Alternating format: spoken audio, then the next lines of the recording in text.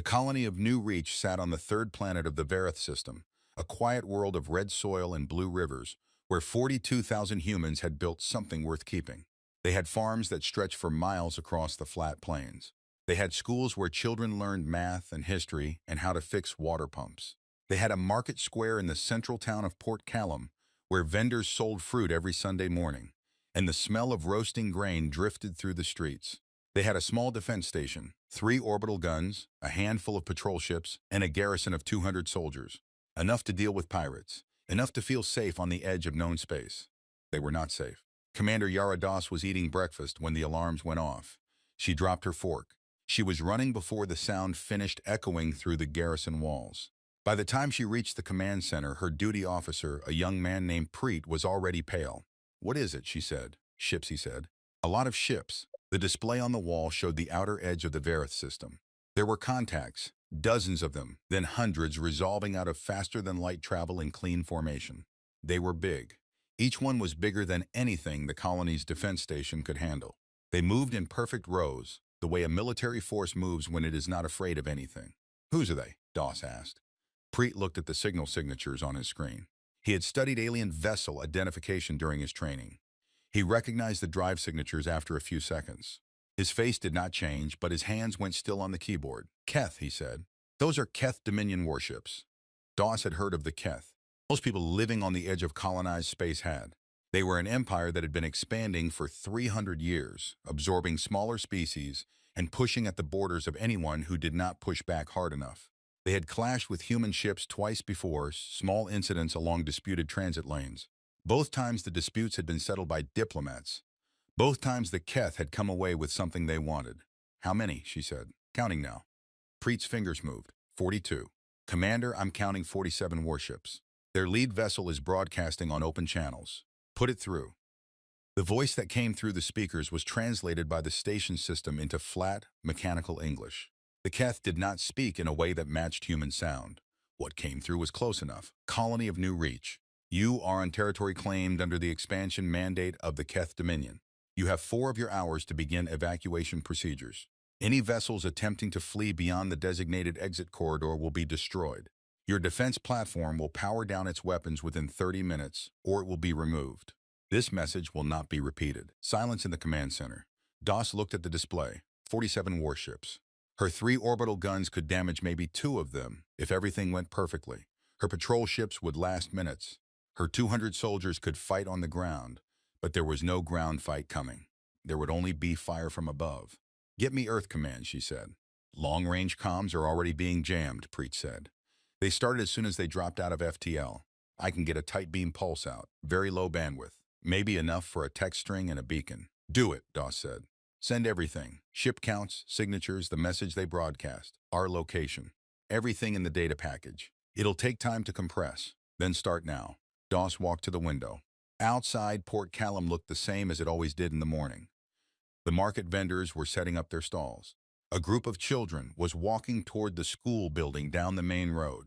A farmer's transport was moving along the edge of town, loaded with red grain. None of them knew yet. She turned back. "Open colony-wide emergency broadcast." The channel clicked open. "This is Commander Doss. This is not a drill. All civilians are to report to emergency shelter points immediately. Bring water and any documents you can carry. Move calmly. Do not panic. Defense forces are responding. I repeat, this is not a drill.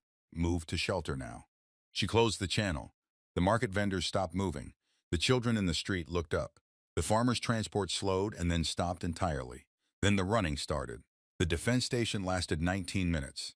The crew of Platform Gallant fired all 3 orbital guns in the first 30 seconds after the Keth crossed the inner boundary of the system. They hit one of the smaller Keth vessels square on its forward section. It slowed but did not stop. The other 46 ships continued on course. The return fire from the Keth fleet turned Platform Gallant into a brief, bright point of light in Vareth 7's morning sky. The patrol ships scattered. 3 were caught within 2 minutes. The other 4 ran for the exit corridor the Keth had designated and were allowed to pass. The Keth did not want anyone to say later that they had not followed their own rules. The Keth believed in the appearance of order. On the ground, Commander Doss had gotten most of the civilian population into the underground shelters by the time the first Keth landing craft came down. Most, not all. There had not been enough time for everyone. There was never enough time. The Keth did not bombard the surface. They landed troops. They were thorough and organized. They moved through Port Callum and through the farming settlements and through every structure that showed signs of habitation. They took what they wanted. They destroyed what they did not. Commander Doss fought. Her 200 soldiers fought. They held 3 blocks of Port Callum for 6 hours before they were overrun. She was the last one standing in the Central Command building. She was wounded in her left shoulder and her left leg. She had used all her ammunition. She had a broken piece of a door frame in her hand. A Keth soldier came through the door. It was tall, wider than a human, with 4 arms and a ribbed exoskeleton the color of old bone. It looked at her. She swung the door frame. It took her down without much effort and left her on the floor. The Keth did not waste effort killing those who could not fight. They moved on. Doss lay on the floor of her command center and stared at the ceiling and breathed. The beacon was still transmitting. Preet had gotten it out. She had seen the confirmation light before everything went dark. The tight beam message and the locator beacon were moving through space at the speed of light, past the Keth jamming field, heading toward the nearest relay station. She had done what she could. The message reached the relay station at the edge of the Vareth sector 11 hours later. The relay station's automated systems processed it, recognized the emergency flag, and pushed it up the chain without waiting for human review. That was what the emergency protocol was designed to do. Speed first, verification later. 3 hours after that, the packet arrived at Sector Command on Brennan's World, a mid-sized human administrative hub with a population of 8 million and a naval base in its outer orbit. Admiral Cho Rin was in a meeting about supply logistics when her aide walked in and placed a printed sheet on the table in front of her without saying a word. Printed sheets were for things that could not wait for a screen. She picked it up and read it. The meeting stopped. The data was clear: a colony world, 47 Keth military vessels, a formal territorial claim, a destroyed defense station, 42,000 civilians. Cho Rin did not say anything for a long moment. She read the message twice. Then she folded the sheet and put it in her uniform pocket. "Clear the room," she said. "Leave Colonel Marsh and Captain Valdez." Everyone else left. The door closed. Cho Rin stood up and walked to the display wall. She brought up the maps. The Vareth system appeared in the corner of a larger grid that showed human-controlled space. 312 colony worlds, 17 home systems, 11 military sectors, and the long corridors of trade routes connecting them all. "The Keth hit a colony," Colonel Marsh said. He was a careful man who said what he saw and waited for other people to add meaning. "A colony with 42,000 people on it," Valdez said. She was younger than Marsh and not careful at all. Her voice had something hard in it already. "Yes," Cho Rin said. "This is the 3rd border incident in 8 years, Marsh said. The first 2 were resolved diplomatically. The first 2 did not involve landing troops on a human colony world," Cho Rin said. The room was very quiet. She pulled the sheet from her pocket and placed it on the table. "The beacon data includes Keth vessel identification. Drive signatures match known Keth Dominion military vessels, not privateers, not rogue actors, fleet vessels." "This was an authorized action," Marsh nodded slowly. "I am forwarding this to Earth Command with my assessment and my recommendation," Cho Rin said. "I will be recommending a full military response." Valdez looked at her. "A full response? Do you mean what I said?" Cho Rin looked at the map, at the scale of it, at the hundreds of glowing points that were human worlds. "The Keth Dominion has been testing our borders for 30 years. They tested twice," we answered with diplomats, "and they read that as permission to push harder. They have now landed troops on a human colony and displaced or killed 42,000 of our people." She let the silence sit for a moment. "If we answer with diplomats again," she said, "we will lose another colony within 2 years, and another after that. And they will not stop because we keep showing them that the cost is acceptable." She turned away from the map. "The cost must not be acceptable," she said. "We will send Earth Command the full data package. We will include my recommendation, and then we will wait." The message reached Earth 7 hours later. Earth was 17 light-years from Brennan's World, and the relay network was fast. In the Security Council chamber in Geneva, on a planet that humans had lived on for all of recorded history and before, the representatives of the 12 governing bodies of human space sat around a curved table and read Admiral Cho Rin's message in silence. Secretary General Amara Thill read it twice. Then she put it down on the table. 42,000 people, she said. "Yes," said the defense minister beside her. "On a world they have been building for 11 years. Yes." She looked at the defense minister. He was a man who had spent 40 years in the military before moving to government. He had a face that had learned not to show much. "What are our options?" she said. He had prepared for this. He had prepared for this kind of moment for a long time, the way any serious military organization prepares, for the thing it hopes will never come but knows eventually will. We have three options, he said. 1. Diplomatic protest and a demand for withdrawal paired with economic sanctions. 2. A limited military response. A show of force at the Vareth system, perhaps seizure of Keth assets in disputed transit zones. And 3, Thill said. 3, he said, is what the Keth Dominion needs to understand we are capable of. He opened the folder in front of him. The Third Fleet is already on standby at Brennan's World. The 7th and 9th are in range. If we issue a full mobilization order, a wartime order, not a readiness drill, we can draw on all 11 military sectors. Every dockyard, every reserve formation, every vessel above patrol class. The room was very still. How many ships? Thill said. He looked at the number on the page. He had looked at it before, in briefings and planning documents and dry logistical reports. But saying it aloud in this room felt different. 800,000 warships, he said, counting support vessels, carriers, or drone platforms. 800,000 combat-capable vessels, the largest armed force in human history. Thill sat with that for a moment. Outside the windows of the chamber, Geneva was a normal city on a normal morning. People were going to work. Children were going to school. Markets were open. Life was moving forward the way it always did. 42,000 people on a red-soiled world 300 light-years away had been building the same kind of life. Had been. Call the vote, Thill said. The vote was not close. The mobilization order went out at 0300 hours Geneva time, and within 6 minutes it had reached every military installation in human space. It did not arrive quietly. 11 sectors, hundreds of naval bases, thousands of dry docks and repair yards and fuel depots and weapons storage facilities spread across 300 light-years of claimed space. The order hit all of them at the same moment, and every single one of them began to move. On the orbital station above Brennan's World, Admiral Cho Rin was still at her desk when the reply from Earth came in. She read the authorization code. She read it again to be certain. Then she stood up, walked to her command floor, and gave the order to wake her fleet. The lights in the docking bays came on. Engines began to warm. The Third Fleet of the Human Governance, 8,000 vessels of the line, began its departure sequence from Brennan's World. The process took 11 hours. The ships left in groups, sliding out of dock and forming up in the black, one after another, until the formation was so large that the navigational computers had to manage spacing in three-dimensional layers to keep ships from getting too close to each other. It looked, from a distance, like a small star cluster deciding to go somewhere. Colonel Rashid Morrow had been in the Human Governance Army for 22 years. He had fought in 2 border conflicts, served on 4 different worlds, and spent 3 years as a liaison officer at the War Planning Directorate on Earth, which was where he learned how military organizations actually worked when they were serious. He was aboard the carrier vessel GNS Unconquered when the mobilization order arrived. He was reviewing maintenance reports in his cabin. He put the reports aside and walked to the observation deck and stood at the wide viewport and watched what was happening outside. Unconquered was one of 11 carriers in the Third Fleet. Each carrier held 240 smaller attack ships in its bays, along with troop transport capacity, drone platforms, and enough fuel and ammunition to operate independently for 4 months without resupply. He watched the formation growing in the dark outside.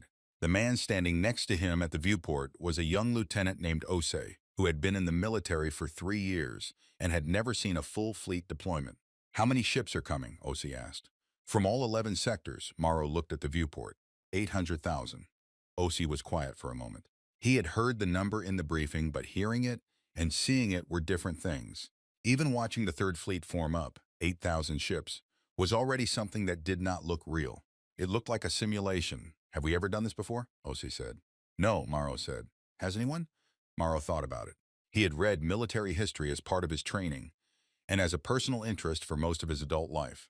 He knew of large fleet actions, large armies, large-scale conflicts going back centuries of human expansion into space. Not like this, he said. The Keth Dominion had an intelligence network.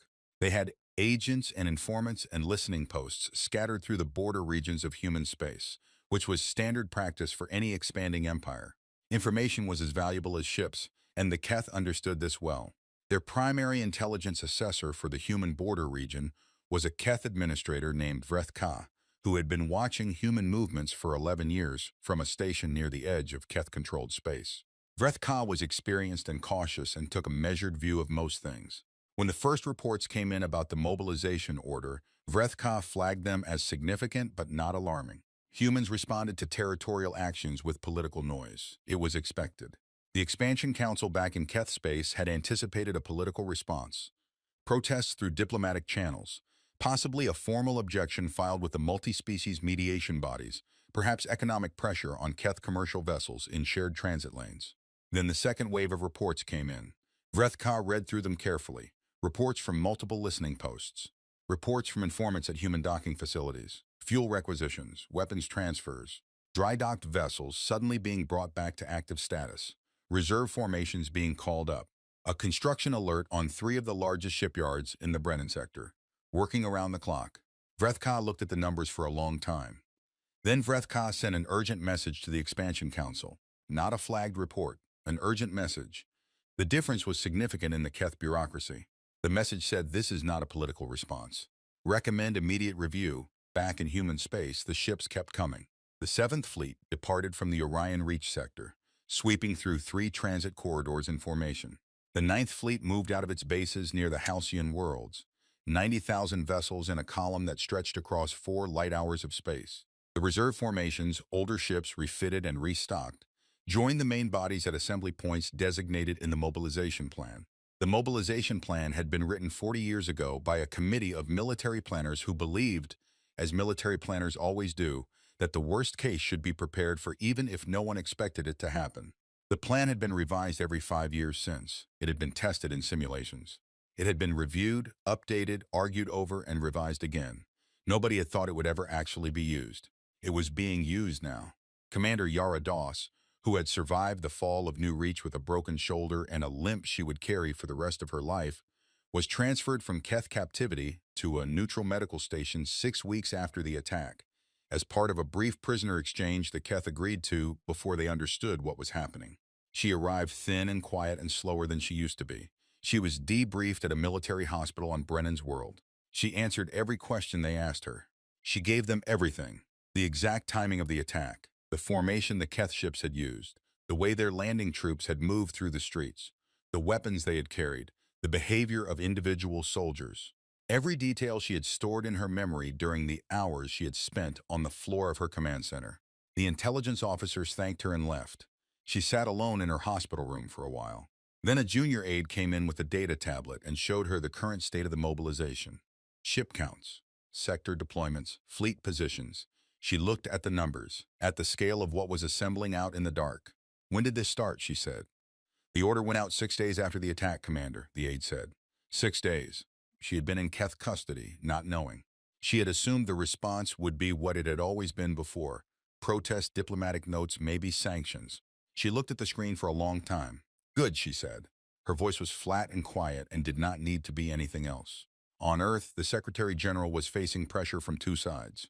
Several of the governing bodies had signed the vote for full mobilization, but now that the machinery was actually in motion, some of them were sending representatives to her office to ask if there was still time to open a diplomatic channel.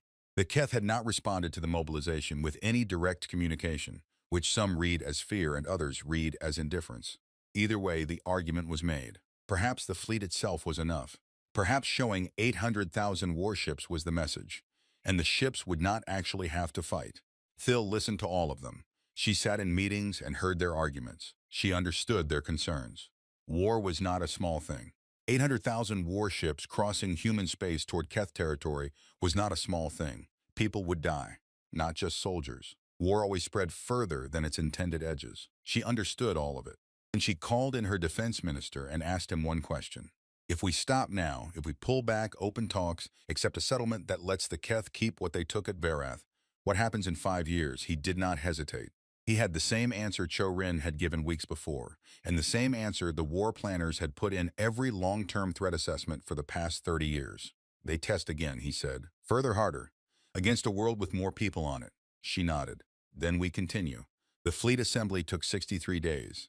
63 days of ships moving through transit corridors, lining up at rally points, fueling and arming and running final systems checks. 63 days of dock workers and logistics officers and supply chain managers working around the clock to push food, water, fuel, and ammunition into the largest military formation in the history of human civilization. At the end of 63 days, the fleet was ready. Admiral Cho Rin had been given command of the overall operation. She accepted the appointment without ceremony. She had a job to do. Ceremony was for after. She stood on the command deck of her flagship, the GNS Remorseless, and looked at the tactical display. The display showed the assembled fleet in simplified form, thousands of dots arranged in the rough shape of an advancing column, broken into sub-fleets and task groups and specialized formations. 800,000 warships. Plus the drone platforms, 3 million autonomous combat drones, each one the size of a small patrol ship, networked together and capable of operating without direct human input. Plus the carrier groups, each one holding hundreds of smaller vessels in its bays. Plus the artillery ships, which were not subtle things. They were massive and slow and carried weapons that could crack the crust of a planet from orbit if that was what was needed, though Cho-Rin intended it to never come to that. She looked at the display for a while. Then she looked at the message that had arrived an hour ago from Vrethka's station, intercepted by human intelligence decoded with no great difficulty. The Keth were asking for talks. She picked up the response form. She filled it out. The response was 2 sentences. There will be no talks until New Reach Colony is fully evacuated by Keth forces and all displaced persons are returned to human custody. This condition must be met within 48 hours. She sent it. She did not expect compliance. The Keth Dominion did not operate on a model of compliance. They operated on a model of strength. They would read the message, evaluate the threat, and decide whether the threat was real. She intended to make it real. Fleet status, she said to her navigation officer. All groups report ready, Admiral. Plot the transit course to Keth space. Already plotted, Admiral. She sat down in her command chair. Then let's go, she said. The fleet moved. 800,000 warships, plus support groups, plus their drones and carriers and artillery platforms, entered the transit corridors and began the journey toward Keth space. The Keth had informants, near enough to the assembly points, that the departure was not a surprise. Vrethka had been sending urgent messages for weeks. The Expansion Council had received all of them. They had not believed the numbers. That was the problem. They had looked at the reports of 800,000 ships and assumed that the number was exaggerated, inflated by human propaganda or by an informant trying to increase their own value. Nobody built 800,000 warships. It was not a real number. It was a political number, a scare number. The Council authorized their border fleets to go to high readiness. They sent a message to the human diplomatic channel asking if there was room for negotiation. They continued to hold New Reach Colony with their garrison forces, because backing down was not something the Keth Dominion did in response to threats that had not yet proven themselves real. The fleet kept coming. Lieutenant Osi stood at the observation deck on GNS Unconquered and watched the transit corridor close around the ship. The strange, stretched visual effect of faster-than-light travel, the stars elongating into lines, the sense of distance being folded like paper. How long to Keth space, he asked. Transit time is 18 days, Colonel Marrow said beside him. Then we drop out at the edge of their border systems. And then? Marrow was quiet for a moment. Then they'll see us, he said, all of us, in their space. And they'll understand what they did. Osi thought about that. He thought about the 42,000 people on New Reach. He thought about the colony, the farms, the market square, the children walking to school on a Sunday. He had read the briefing documents. He had seen the sensor records from the surviving patrol ships that had made it out through the designated corridor. Do you think they knew, he said. When they hit that colony, do you think they knew what was going to come? Morrow thought about it honestly. No, he said. I don't think they had any idea. The transit corridor stretched around them. The stars were lines of light in the dark. Somewhere behind them, hundreds of thousands of other ships were making the same jump, filling the dark, moving forward. The Keth Dominion had taken a colony. Now something was coming for them that had no name in their language because they had never had to name it before. They had never caused it before. In 300 years of expansion and dominance and careful, organized conquest, they had never done the one thing that it turned out you should never do. They had killed human civilians. They had burned human homes. They had not known what that would wake. They were about to find out. The Keth border system of Vrethsalon was a quiet place. It held 2 inhabited worlds, a Keth administrative planet and a small mining colony for a subject species called the Veth, who had been under Keth authority for 80 years. There was a military station in the outer orbit of the system's largest gas giant, and a patrol fleet of 200 vessels that swept the border lanes every 40 standard hours. The patrol captain on duty when the human fleet arrived was a veteran officer named Keth Orath, who had spent 20 years in border service and had seen most of what the border had to offer. He had dealt with human ships before, small ones usually, traders and scouts and the occasional military patrol that wandered too close. Humans were manageable. They were loud in diplomatic channels and quiet in person. Kethorath was running his standard patrol sweep when his sensors lit up. One contact, then 10, then 100. Then the numbers stopped making sense.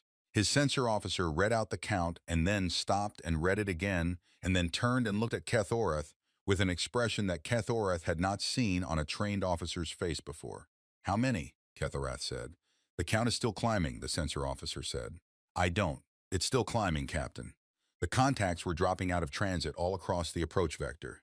Not in a line, in a wall. A three-dimensional wall of ships spreading across the boundary of the system in every direction, filling the sensor display from edge to edge. The patrol station's automated systems were trying to assign tracking identifiers to each contact and failing to keep up with the rate of arrival. "Get me the border command," Kethorath said. "Sir, the border command is already calling us." He took the channel. The border command's duty officer sounded exactly the way Kethorath felt, like someone who had just looked out a window expecting to see a street and had instead seen the ocean. "What is your contact count?" the border commander said. "Still climbing," Kethorath said. "We're past 100,000. The system is still tracking." A long silence. "Hold your position," the border commander said. "Do not engage. I am contacting the Expansion Council." The message reached the Expansion Council 19 minutes later. It was flagged at the highest emergency level the Keth communication system had, a level that had not been used since the internal civil conflict of 80 years before. The council was in session, a routine meeting about supply chains for the outer expansion territories. The session stopped. Council head Vreth Ammon read the message. He was a political creature, not a military one, which meant he was good at managing information and bad at absorbing things that fell outside his understanding of how the world worked. He read the message twice. He looked at the attached sensor data from the border station. 800,000 ships. He looked at his military advisor, High Commander Sorrel Keth, who was the most experienced military mind in the Dominion and who had served for 50 years. Sorrel Keth was already looking at her own data feed. Her face was the careful, controlled face of a soldier who had trained away most visible reactions. But her hands on the table in front of her were very still, and the stillness was its own reaction.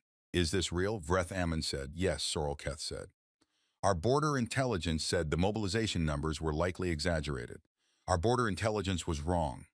He looked at the display again. The contacts were still arriving at the border system, still dropping out of transit.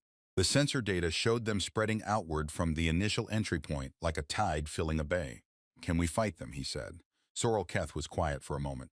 She was doing math in her head, real math, not the optimistic math of political documents.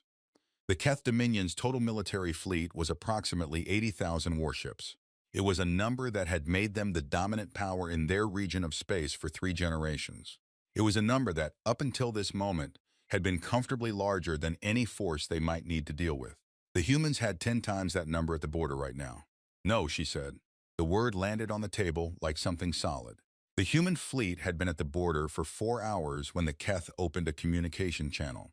Admiral Cho Rin was on the command deck of Remorseless. The channel opened, and the translated voice of a Keth official came through. "This is High Commander Sorrel Keth of the Keth Dominion Defense Forces. I am requesting to speak with the commanding officer of the human fleet." "You are speaking to her," Cho Rin said. "I am Admiral Cho Rin." A brief pause. "Admiral, we wish to discuss a resolution to the current situation at Vareth 7. The Expansion Council is prepared to withdraw military forces from the colony in exchange for a ceasefire and the opening of formal negotiation." Cho Rin looked at her communications officer, who was recording everything. "I sent a condition before the fleet departed," she said. "Full withdrawal from New Reach and return of all displaced persons. That condition has not been met. The Keth garrison is still on the planet. Our people are still in your custody. We are prepared to begin that process as part of an agreement," Sorrel Keth said. "We ask that the fleet withdraw to a neutral distance while the process is underway." "No," Cho Rin said. Silence on the channel. "Admiral, you will withdraw your forces from New Reach colony without conditions," Cho Rin said. "You will release all human prisoners in your custody without conditions. You will do both of these things within the next 24 hours. These are not negotiating points. They are requirements. If they are met, the fleet will hold its position and we will then discuss what happens next. If they are not met, the fleet will advance." Another silence. "If the fleet advances into Keth space, this becomes a war," Sorrel Keth said. "Yes," Cho Rin said. "You would start a war over one colony?" Cho Rin thought about 42,000 people. She thought about Commander Yara Das, on the floor of her command center. She thought about children walking to school on a Sunday morning on a red-soiled world. "You started this," she said. "We are just deciding how it ends." She closed the channel. 21 hours later, the Keth had not complied. The Expansion Council had argued through the night. Sorrel Keth had pushed for compliance. She had laid out the military situation in terms that did not leave room for comfortable misreading. Vreth Ammon had pushed back. The Dominion did not comply under threat. If they complied under threat, every species on the border would see it. The Dominion's authority rested on a foundation of demonstrated strength. To back down from a threat was to invite every subject species and every border nation to test them. Vreth Ammon's argument was not wrong. It was just addressed to a problem that was no longer the main problem. Sorrel Keth understood this. He made the argument again, more clearly. The fleet had not moved during the 21 hours. It had held position at the border system, filling the sensor space of the Keth border station with 800,000 contacts. But it had not come further in. When the 24-hour mark passed, it moved. Kethoreth watched the display. The fleet had been sitting at the border for most of a day, a wall of contacts so large that his sensor team had stopped trying to track individual ships and was just monitoring the overall mass of them. It was like watching a storm front. The individual raindrops didn't matter. The front mattered. When the front began to move, his communications officer was already on the channel to Border Command. "They're advancing," she said. "I see it," Kethoreth said. He watched the contacts come forward. His 200 patrol ships were still in formation. They had been told to hold position and not engage unless fired upon. He intended to follow those orders. 200 ships against 800,000 was not a military decision. It was a footnote. The human fleet came in without firing a shot. It did not need to fire a shot. The Border Patrol moved aside. The mining colony on the inner world transmitted a surrender signal before anyone asked for one. The military station near the gas giant powered down its weapons. The human fleet passed through the Vreth Solon system and kept going. Word spread through the Keth Dominion the way word always spreads when a certainty breaks. It started at the border, moved to the military networks, leaked from the military networks to the civilian communication systems, and then was everywhere at once. 800,000 human warships in Keth space, moving inward, not stopping, not negotiating. Species under Keth authority picked it up on their own communication networks. The Veth on the mining world had sent their own messages, transmitted in their own language to their own people on a dozen other worlds, as soon as the human fleet appeared at the border.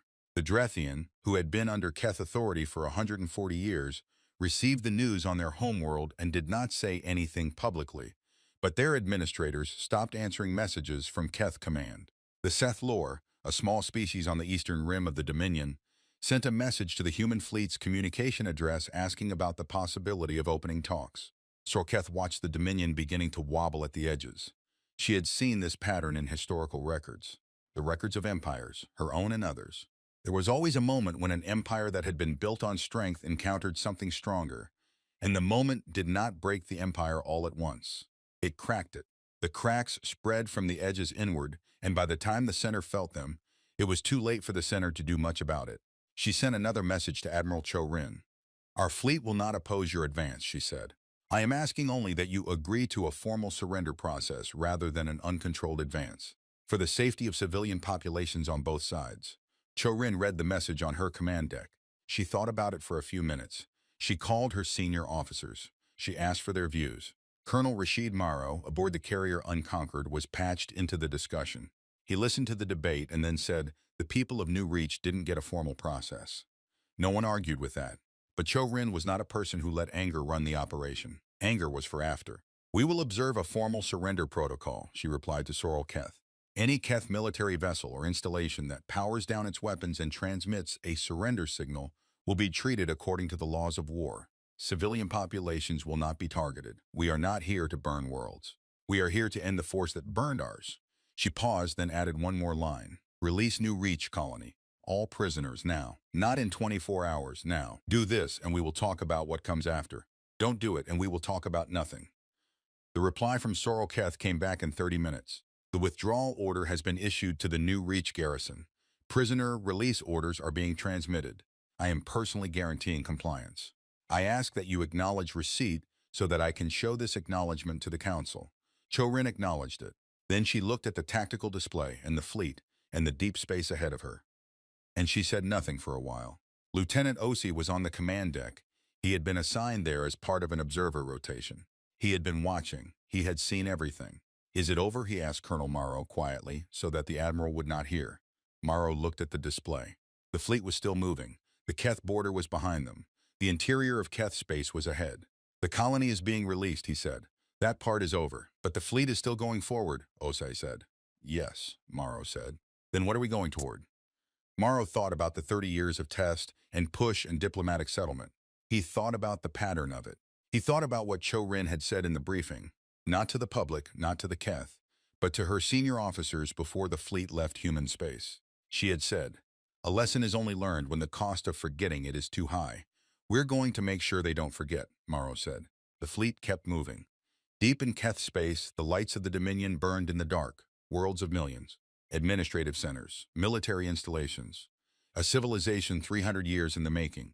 All of it was watching something come toward it that it had never seen before. And in the red soil and blue rivers of New Reach Colony, the first transports were landing. Human ships, in a system the Keth were now very quickly leaving, and the people who were coming out of the underground shelters were walking into the light, and the market square was still there, damaged but standing, and the school building had lost part of its roof, but the walls were intact. The red soil had not changed. The blue rivers had not changed. The people walking into the light looked at the sky, where the Keth ships were now departing, and they looked at the human ships landing, and they breathed the air of their world, and they did not need to say anything. They already knew what was coming behind them. 800,000 ships. It was enough.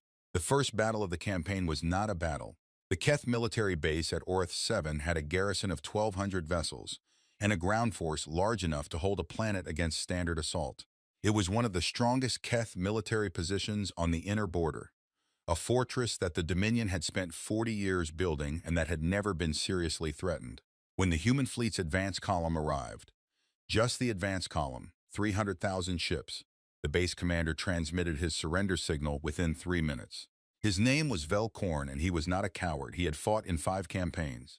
He had a commendation from the council, and a scar that ran from his left shoulder to his lower back from a boarding action 20 years before. He was a soldier who understood what soldiers could do and what they could not. 300,000 ships was not a thing you fought. He transmitted the signal, powered down his weapons as required by the protocol, and then sat in his command chair and waited. He told his crew to stand down. He told his ground troops to put their weapons on the ground. He told the civilian workers on the base to go to the designated safe areas and wait for instructions from the human forces. Then he waited. The human ships came in slowly and organized. Boarding teams arrived at the base in sealed transports. They moved through the corridors quickly, professionally. They secured the weapon stores. They took data from the base systems. They treated the Keth soldiers with the cold, careful handling of a force that has a job to do and does not hate you enough to hurt you when there is no reason to. Velkorn was taken to a processing area along with the rest of the garrison officers. He sat in a line of Keth soldiers waiting to be processed and registered as prisoners of war. The human soldier who processed him was a young woman with short hair and a tired expression. She checked his identification, registered his name, recorded his rank, and assigned him a prisoner number. She did all of this without particular emotion. "Your crew," she said. 1,200. All surrendered, he said. "Any wounded?" "No, no fighting." She looked up at him briefly. She had heard the same answer at 4 other surrendered bases in the past 2 days. "You'll be transported to a holding facility in accordance with the laws of war," she said. "You'll be fed, your medical needs will be seen to, and you'll be held until the situation is resolved. Do you understand?" "Yes," he said. She marked his file and moved to the next person. Velkorn sat with his hands on his knees and looked at the floor and thought about the Expansion Council, which had taken a colony with 47 ships and had started something that 4,700 ships could not have stopped, let alone 47,000. He thought about what Vreth Amun had said, about the need to demonstrate strength, about the danger of backing down from threats. He thought about how that had worked out. Not all of the Keth Dominion's military commanders chose to surrender. Fleet Admiral Drathsan had been fighting for the Dominion for 40 years. He had conquered 3 worlds and broken 2 resistance movements. He had received the Dominion's highest military honor twice. He was 63 years old, and he had decided, somewhere in the 2 weeks between the human fleet's arrival at the border and its push into the Dominion's interior, that he was not going to end his career handing his sword to a human officer. He assembled his available forces at the Keth system of Vorthanor, the 5th planet of the system, where the Dominion's main military shipyard was located. He had 8,000 vessels. He positioned them in a defensive formation around the shipyard. He sent a message to Admiral Cho-Rin saying that he would not surrender, and that any human vessel that entered the Vorthaner system would be fired upon. Cho-Rin read the message. She did not want to fight. Fights killed people on both sides. She had not come here to prove that humans were better at killing than the Keth. She had come here to prove something more specific and more permanent than that. She tried 3 times to reach Drathson on open channels. He did not respond. She sent his message to Sorrel Keth and asked if the Keth Defense Forces would remove him from his position.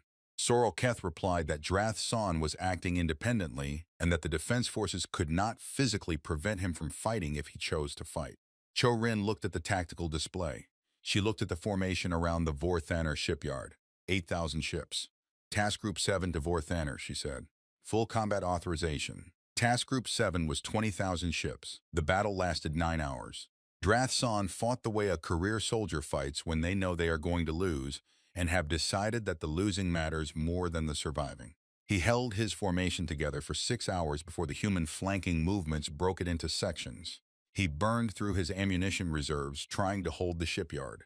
He lost ships in 1s and 2s and then in dozens. The human fleet lost 63 ships. It was 63 ships out of 20,000, but each one of those ships had a crew, and the crew had names. Cho-Rin was given the casualty list that evening. She read every name on it. Drathson's flagship broadcast a distress signal in the 7th hour when its engines failed. Human boarding teams responded. They found Drathson on the command deck, wounded, unwilling to leave his chair. He was extracted by force and treated for his wounds. He was processed like all the others, name, rank, prisoner number. The soldier who processed him did not know or care who he was. He was just another entry in the log. The Vorthaner shipyard was seized intact. It was among the largest shipyards in Keth space, built to produce warships at scale. The human forces secured it and placed it in holding until the situation was resolved. Colonel Marrow walked through the facility with an engineering team 2 days later. He was not a shipbuilding expert, but he understood military infrastructure. The shipyard was impressive. It was clearly built by people who took the business of making weapons seriously. "What happens to it?" Lieutenant Osi asked, walking beside him. "Depends on the settlement," Morrow said. "Probably mothballed, maybe converted." Osi looked at the empty docks. "We really took the whole thing." "Yes. And we're still going." "Yes." They were still going. The fleet had split into task groups by the 3rd week of the advance. Individual groups moved through the Dominion systems the way water moves through cracks, finding the open paths, flowing around the hard points, securing the key infrastructure. The Keth Dominion had never had to think about defending all of its own interior simultaneously. It had built its military for expansion, for pushing outward. Its defensive doctrine assumed that any threat would come from the border, could be identified, and could be met at a point. There was no point to meet this at. There was everywhere.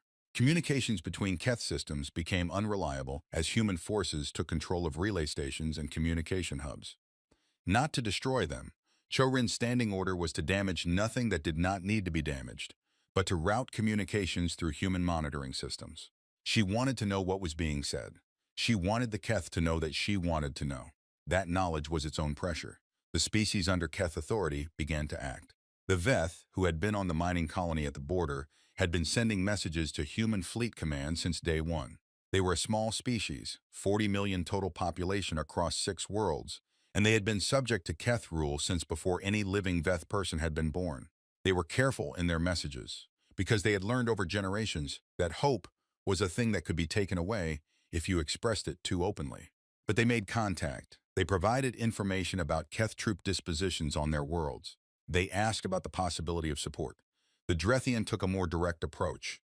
On the 2nd Keth administrative world, a planet called Kethvoral, the Drathian administrative workers, who the Keth had employed for decades because they were efficient and cheap and had no history of resistance, simply stopped working on the day the human fleet reached the system. Not a strike, not a protest, they just stopped. They went home. Every Drethian in every Keth-controlled facility on the planet went home and stayed there. The Keth administration on the planet tried to find replacement workers. There were none. The Keth had not planned for this, because the Drethian had never done this before. In 80 years of administration, there had been no mass work stoppage.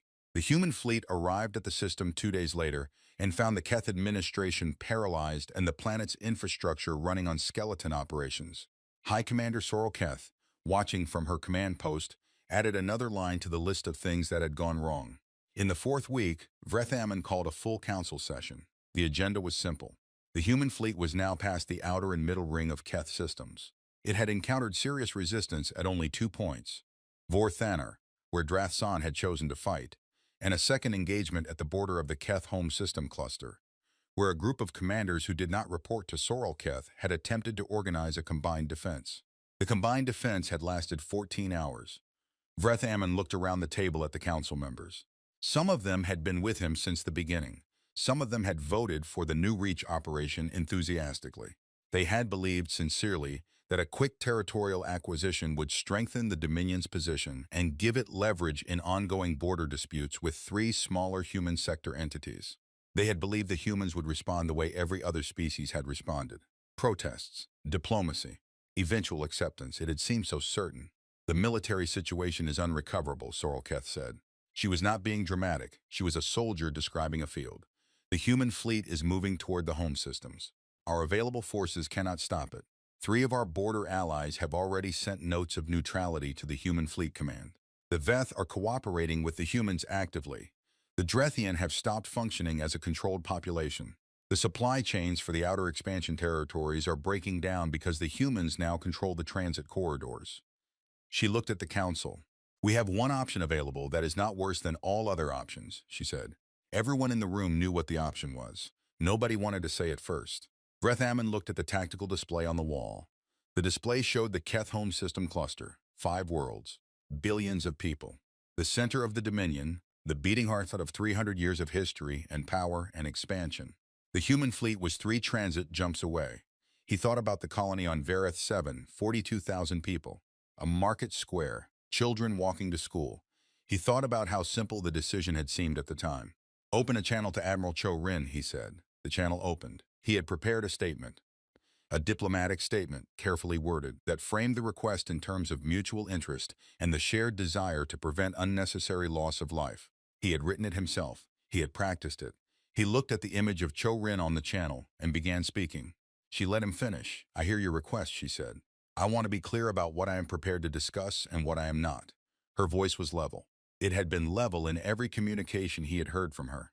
He did not know if this was a military manner or simply her manner. He suspected it was both. I am prepared to stop the fleet's advance immediately, she said.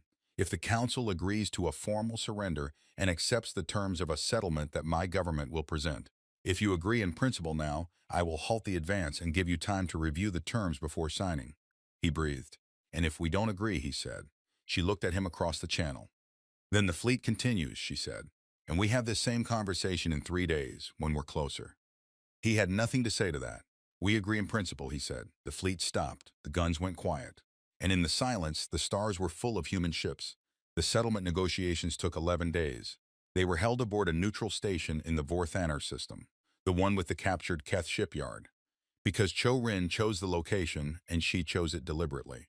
Every time the Keth delegation looked out the station's viewports, they could see the sea shipyard floating in the dark with human vessels moving in and out of its docks. It was not subtle. It was not meant to be. The Keth delegation was led by Sorrel-Keth, not Vrethaman. He had asked to lead it himself, as head of the council, and Sorrel-Keth had told him, with the particular calm of a military person explaining something to a politician, that he should not be at the table, that his presence would complicate things, that she had a better chance of reaching an agreement that the Dominion could accept. He had not argued. He had lost the authority to argue about much. Sorrel-Keth sat across from Admiral Cho Rin and the human government's chief negotiator, a small, quiet woman named Dr. Farah Elend, who had spent 30 years doing exactly this kind of work. Elend did not look like the person who was going to rewrite the terms of an entire empire's existence. She looked like someone who taught mathematics at a small university. She had kind eyes and a voice that stayed calm no matter what was said across the table. The first 3 days were spent on the framework, what was on the table and what was not. What was not on the table, the dissolution of the Keth Dominion. Cho Rin had made this clear in the opening session. Humans were not here to destroy a civilization. They were not going to take Keth worlds or install human administration over Keth people. The Dominion would continue to exist as a political entity. Sorrel-Keth listened to this and said nothing, which was itself a kind of answer. The relief of someone who had been bracing for worse. What was on the table? Everything else. The full text of the settlement was long and detailed. in the way that serious agreements always are. But the core of it was simple enough to say in a few sentences. The Keth Dominion would withdraw from all territories it had occupied by force in the past 50 years that belonged to species that had not voluntarily joined the Dominion. This included the worlds of the Veth, the Drethian, and 9 other species. These species would be free to form their own governments, enter into voluntary trade agreements, and determine their own futures without Keth interference. The Keth Dominion would pay reparations to New Reach Colony, reconstruction costs, compensation for every person who had been displaced or harmed, and a fund for the families of those who had died. The amount was significant. It was calculated by the human government's economists to be exactly as much as the Dominion could pay without breaking its economy. Not more. Not less. The number was chosen to hurt without destroying. The Keth Dominion's military would be reduced to a defensive force, enough ships and troops to protect its own worlds against external threats, but no offensive capacity beyond that. The new limits would be verified by the multi-species inspection body that would include representatives of the species that Keth had held. This was Ellen's contribution to the settlement, and it was the part that Sorrel Keth pushed back on hardest. An inspection body that includes the Veth and the Drethian, Sorrel Keth said, is an inspection body designed to find violations regardless of whether they exist. An inspection body that doesn't include them, Ellen, is one that none of the freed species will trust. And if they don't trust it, they will look for other guarantees. You do not want to find out what those other guarantees look like. Sorrel Keth sat with that. We accept the inspection body, she said. The last point of the settlement was the one that Chorin had added herself, personally, against the advice of 2 of her senior staff, who thought it was unnecessarily harsh. She had listened to their advice and then kept the clause anyway. The clause said, the Keth Dominion acknowledges in formal and public terms that the attack on New Reach Colony was an act of aggression against a civilian population. This acknowledgement will be transmitted on all Keth public channels and will be included in the official historical record of the Dominion. Sorrel Keth read that clause 3 times. This is not a military or economic condition, she said. This is political. Yes, Chorin said. You want us to tell our own people that we were wrong? Yes. A long silence. Why does this matter to you? Sorrel Keth said. She was genuinely asking. She was a military person, and she understood military conditions. This one felt different. Chorin thought about how to say it. Because in 30 years, when someone in your council looks at a human colony on a border world and thinks about expanding your territory, she said, they will be able to look up in your own records that you did this before, that you called it justified, that you lost everything that followed from it, and the record will say, in your own words, that you were wrong. Sorrel Keth looked at her for a moment. You want us to remember, she said. Yes, Chorin said. Sorrel Keth signed. The fleet began its withdrawal from Keth space 2 days after the settlement was signed. It did not leave all at once. That would have taken too long and created logistical chaos in the transit corridors. Task group pulled back in organized waves the way they had come. Methodically, in sequence, each group moving to a staging point and then to a transit corridor home. The process took 3 weeks. For 3 weeks, the Keth systems watched the human ships departing. They watched the fleet thin out group by group, the sensor contacts dropping off the displays. The border systems watched the last ships cross back into human space. The relay stations that had been under human monitoring were handed back. The shipyard at Vorthanor was handed back as well, stripped of military equipment, per the settlement terms, but otherwise intact. Vrethammon, watching the withdrawal from his office in the council building, did not feel what he had expected to feel. He had expected relief. He had expected the particular release of someone who has been under enormous pressure and watched the pressure lift. He felt something older and quieter than relief. He thought about the 42,000 people on New Reach. He thought about the meeting where the Expansion Council had discussed the Verfastum. One of many systems discussed that session, reviewed for territorial value, assessed for risk, approved for action, a routine meeting. A routine decision. He had not thought much about the people living there at the time. It had not seemed like the relevant information. He thought about it now. The freed species were watched closely by everyone in that region of space. The Veth were first. They were the smallest 40 million people, 6 worlds, no military to speak of. Within 3 months of the settlement, they had held the first free elections in their recorded history. The result was a government that looked, by human political standards, fairly chaotic. Multiple parties, no clear majority, loud public arguments about everything. It looked like freedom. The Drethian were more cautious. They had been controlled for 140 years. They had people alive today whose great-grandparents had been the last to remember what self-governance felt like, and those memories were indirect, passed down through family stories that had been simplified by time. They formed a provisional government and moved carefully and asked the human governance for advice on several points without asking for control, which was the right balance. The 9 other species did 9 different things. Some formed governments quickly, some struggled. One had a brief internal conflict over who the legitimate leadership should be, a conflict that resolved after some difficult weeks without violence. The multi-species inspection body formed and began its work. The Keth cooperated because they understood that non-cooperations would bring the fleet back, and once a lesson is learned at that cost, it tends to stay learned. Sorrel Keth retired from the Defense Forces 6 months after the settlement. She had been in uniform for 50 years. She wrote a memoir that was, by the standards of military memoirs, unusually honest. She described the Keth's assumptions about human behavior, the belief that humans would respond to territorial aggression the way smaller species did, with protest and accommodation. She described the moment she saw the contact count at the border and understood that the assumption had been wrong. The memoir was read widely, both in the Dominion and outside it. It was translated into 22 languages. Several universities used it in courses on military strategy and political miscalculation. In one chapter, she described her conversation with Admiral Cho Rin about the acknowledgement clause. She said she wanted us to remember, T. Sorrel Keth wrote. At the time, I thought this was the demand of a victorious party seeking symbolic satisfaction. I understand now that it was strategy, the most long-term strategy of the entire campaign. Everything else, the ships, the battles, the fleet at our border, was force. The acknowledgement clause was deterrence. It was the thing designed to make the next council think twice before approving the next colonial action. It cost the humans nothing. It will cost any Keth leader who forgets it everything. That is elegant. I wish I had thought of it. Admiral Cho Rin returned to Earth 6 months after the fleet withdrew. There was a ceremony. There were speeches. The Secretary General spoke about the campaign and about its outcome, about the freed species, about the settlement, about the 42,000 people of New Reach who were rebuilding their colony on their red-soiled world. Cho Rin sat in the front row and listened to all of it. She was in her dress uniform, which she wore rarely enough that it still felt slightly strange. She was 61 years old, and she was tired in the way that people are tired after a thing is finally done. Not the exhaustion of effort, but the settling weight of completion. She thought about the 63 ships she had lost at Vorthanner, the names on the casualty list. She thought about that every day. She would probably think about it every day for the rest of her life. That was the weight you carried when you sent people into a fight, even a fight that needed to happen. When the ceremony was over, a young reporter caught her at the edge of the hall and asked if she had a moment. She had a moment. What was the most important decision of the campaign? The reporter asked. She thought about it. The mobilization order. The refusal to halt the advance when the Keth first asked. The condition she had set.